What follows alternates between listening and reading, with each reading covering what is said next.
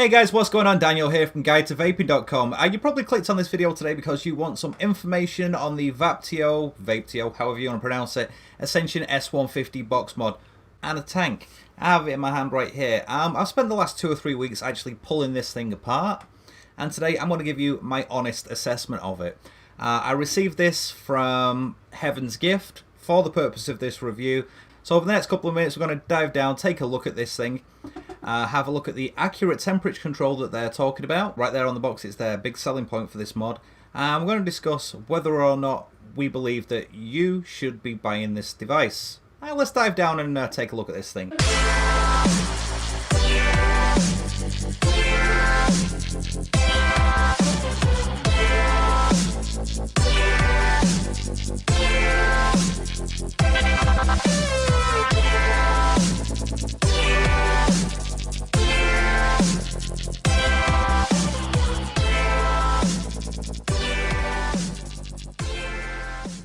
Okay folks, so here it is in its box. We have the Ascension S150 accurate temperature control by Vaptio.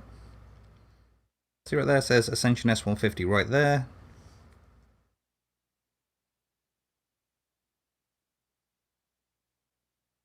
Okay, you can see it comes in black and silver. It says right here, the pack contains 1 timed ATC box, 1 tank, 2 coils, 1 micro USB cable and 1 user manual. On the back they give us a lot of information. It says Ascension S150, the latest versatile box in the ATC series, incorporates innovative algorithm to operate with a chip embedded in the coil through a 3-pin structure for a very precise temperature control. In the meanwhile, it supports almost all various coil materials available in the market, like TI and I200, Canthol, SS, etc. Now, all the more compact and sized ATC with user-friendly OLED screen combined with a top refill ATC atomizer adds intense pleasure to your cloud checks. Okay, they give us a QR code, barcode, and a scratch and sniff patch at the top. Back side of the box, once again, just looks pretty. Shows us that it's available in silver and black, and there's a dot on the black which tells us that this is a black box. Okay, you pull it out. It is in a very pretty gift box. And get to the inside, you'll see we have a quality control card, which said it was made in March of this year and passed all the tests. And the user manual shows us how to work it and gives us little bits of information on everything about the box. It tells us that the dimensions are 95 by 52 by 23 millimeters. It has a 0.91 inch OLED display. It's made of zinc alloy and aluminium alloy, and it's a dual 18650 device. The tank is 22 by 66.5, and it's made of stainless steel and glass, and it has a capacity of 3 milliliters. To the device itself, okay, so this was originally wrapped in cellophane to keep it a little bit tighter, and there's the tank. Pop this out, put it over to one side, remove the foam piece, and you'll see down inside we have a box that contains a micro USB and a spare coil. I don't have the spare coil in there anymore because I've already used it. We'll get to that after a while though. So here is the actual device itself. You'll see that on the front here we have a fire button, 2 adjustment buttons, micro USB port. This thing is a fingerprint magnet, I'm going to tell you guys right now. It says right here, Vaptio, it says on the other side, designed by Vaptio Incorporated, a US company, and put together in China. You can see on the 510 side it's rounded, on the front face it's flush, and it has a nice little bow as it comes around the outside. Fingerprint magnet from hell. It's painted in black and red. Okay, you get to the bottom, you have the battery door. Okay, so installing batteries in this thing is simple. You take your thumb, pop, and gone. You can see I've already put 2 batteries in here. The battery pins are gold plated, as are the connectors down at the bottom. Okay, to close the battery door, done. One thing I'm going to tell you right now that I really do not like about this device is the fact that it's missing something quite vital. There are no venting slots anywhere on this device. Now, we know that, they're not necessarily required, but this is a dual 18650 box, and if it's in the hands of somebody who's got no idea what a venting device feels like, this could quickly turn into something that goes kaboom. If the gas has got nowhere to escape from, it could get nasty pretty quick. It's going to point that out to the manufacturers. I've actually already emailed them about it and said, you know, it'd be better if you had some slots in there to let gas escape from. With that sliding door being the way it is, it could be quite simple to rip a wrap on one of the batteries. You can see the 510 here, it's got a nice ring around the outside of it to catch any juice. A couple of slots there to let the juice out the way. On the inside it is a spring-loaded 510. And you may notice that there's a small point in the center there. There is a second spring-loaded point. That is for the ATC system. You'll also notice here on the top, these screws that are in here, if you ever need to take this thing apart and do any work to it, unless you have a 3-headed screwdriver, you can't do anything. Plain and simple. Okay, so to turn the device on, it's as simple as 1, 2, 3, 4, 5. That was already on apparently.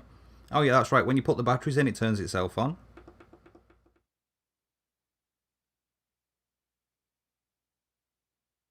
So to turn the device on, you hear 1, 2, 3, 4, 5.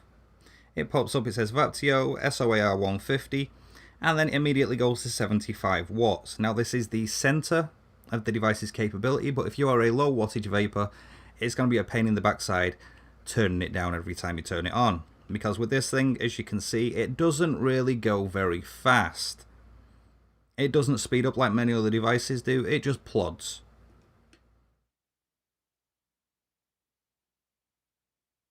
Okay, enough for messing around with that. Okay, so to change into a temperature control mod, you hold the fire button and the top adjustment button together. Pops over into ATC mode. Do it again. It will take you to NI, TI, and stainless steel, back to variable wattage, just by holding them down. Okay, if you're in one of the temperature control modes, like I am right now, which is ATC, you hold the fire button and the down button together. It changes it from Fahrenheit to centigrade. Right, and then to lock the device, you hold these two buttons together. It does it. Now, as far as functions go, that's all you got on this, guys. Okay, here's the tank that comes with it. You'll see it has adjustable airflow in the base.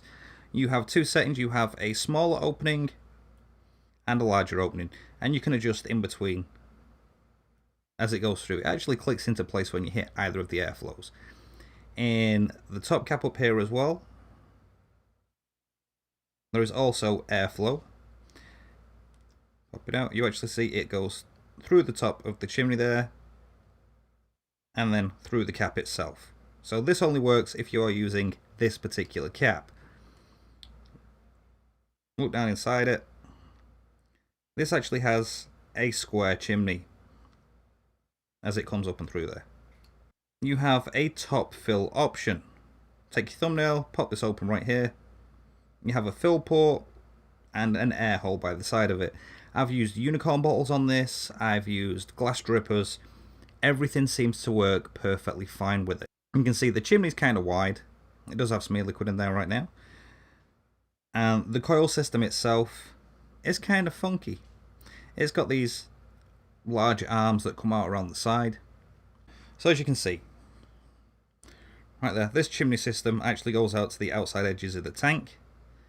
You have O-rings on the top and bottom of the glass, just to make sure everything stays in place properly. The coil system, their ATC coil, this is the only kind of coil you can use. It has massive, massive, massive juice holes in there. And the airflow holes in the bottom of this are also huge. Now, you probably can't see it very well, but there is a small wire in there. This is a part of the chip that they say is inside the coil. It's not actually a chip, it's a wire and a diode that helps to adjust the temperature control. Now, it has a mesh screen across the top, and there's actually two separate coils inside there. It has the chip, and it also has a dual parallel coil that goes around the inside of there, and plenty of cotton. Inside here you'll see that this also has the adjustable center pin there. Okay, I just stuck that back together so you can actually see this small pin here. That interacts with the inside of the box, so everything comes together nicely. So for a quick size comparison, here it is next to the RX200 from Wismec, and next to an IPv3 Li from Pioneer for You. You can see it's smaller than this one, taller than this one, but obviously width-wise, it's about the same width as the IPv3 and a little bit thinner than the Wismec. Okay, so here it is now, the whole system put together. Now this, you gotta remember that this is exactly what they sent out of the factory.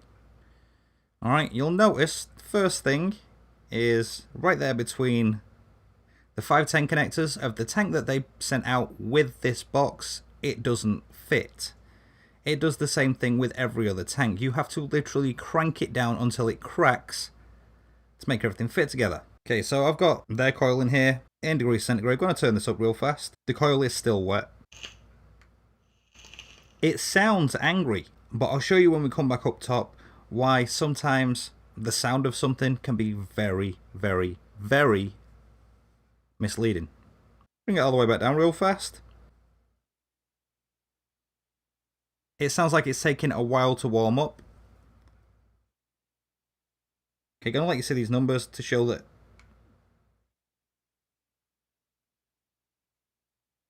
the temperature control does appear to be trying to work on it. So the other big selling point of this coil system is the fact that it, as well as being used in their accurate temperature control, you can also use it in regular wattage mode. And it's good between 40 and 75 watts. We're going to talk about all this when we come back up to the top view, so you can actually see the performance, and we'll talk about it a little bit more up there as well. But almost at the top, that does sound angry. Alright, we're going to jump back up top here real fast, and we'll talk about how well this thing actually performs. Okay guys, so now we're back up top. Right, we're going to start off the performance section of this with the device set at 200 degrees centigrade in ATC mode, which means that the tank should be using its temperature control settings. Right now I have the airflow control on the cap and the base wide open. As I said, this is 200 degrees, so we're talking about the midpoint of its ability. Now, when you hold the button down without taking a draw on it, it actually does stop itself from firing, which is a plus point. When you're taking a draw on it, it keeps firing because it's got airflow going across the coil. Works well. Here's the problem though.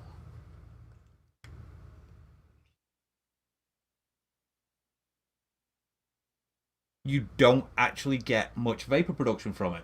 So what you do is, you, as a vapor sitting at the house, you close off the airflow. You turn it down to the low airflow and turn the airflow off at the top.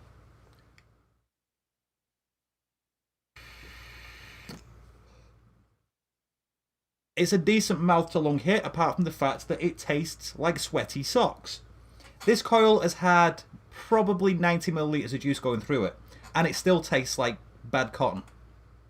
If you know what I'm talking about right now, you know exactly what I'm talking about. If you don't know what I'm talking about right now, imagine putting your sock in your mouth and chewing on it for 5 minutes. That's the flavour that you get from this when the airflow control is turned off. That's my big downfall with this thing. It doesn't produce any flavour. So I'm going to turn the temperature control up now to see if we can actually get a decent cloud out of this. So I'll just turn it up to 315 degrees, which is the maximum setting it'll go.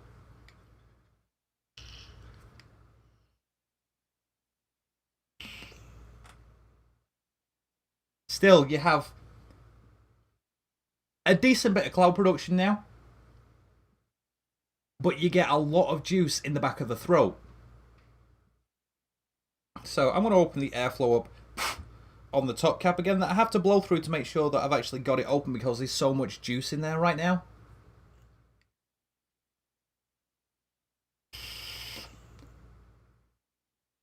You get cloud production, but again, that cotton taste. I'm not sure what they've done with this coil. I don't know if they put too much cotton in there, which is what I believe it may be. I don't know. If they redesign the coil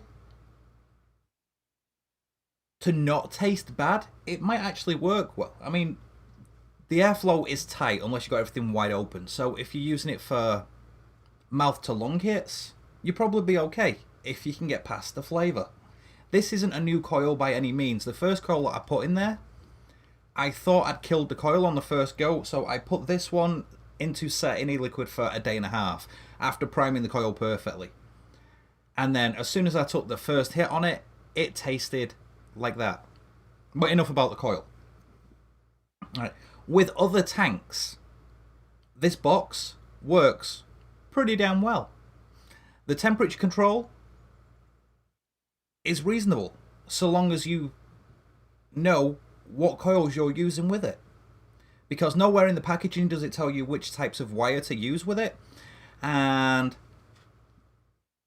to me, that's a downfall that we've got right now with a lot of devices that are coming onto the market. They say that they are temperature control for titanium, stainless steel, and nickel wire. But which kinds? Because you've got titanium 1, titanium 2, you've got a list about this long of stainless steels. We need more information, because otherwise we're sitting there blind trying to figure out what to use in these things. And if you're using pre-made coils in a tank from a factory, that can get expensive really quickly. This isn't a dig at this company in particular, this is a dig at all the companies. Let us know what wire we can use with these things. Right, my biggest downfall with the box itself, it does go up to 150 watts.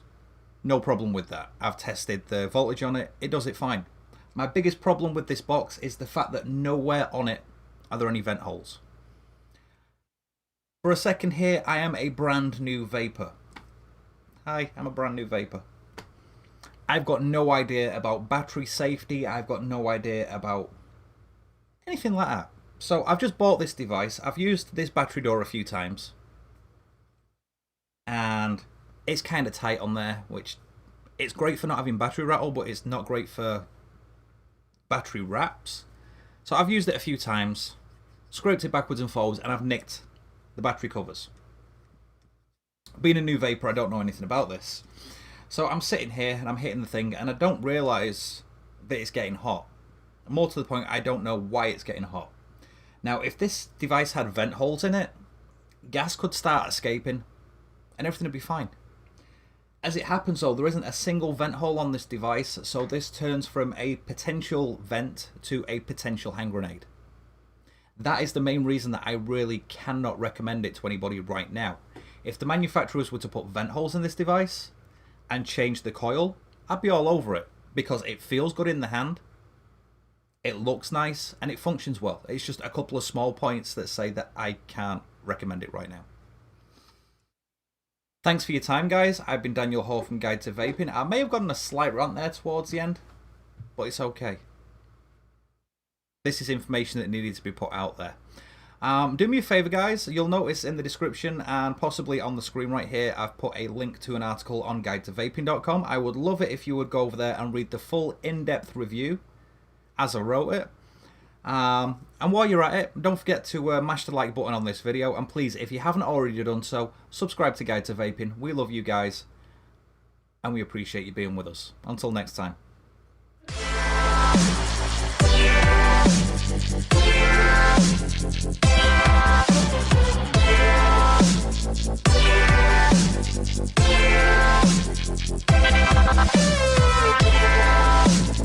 Yeah.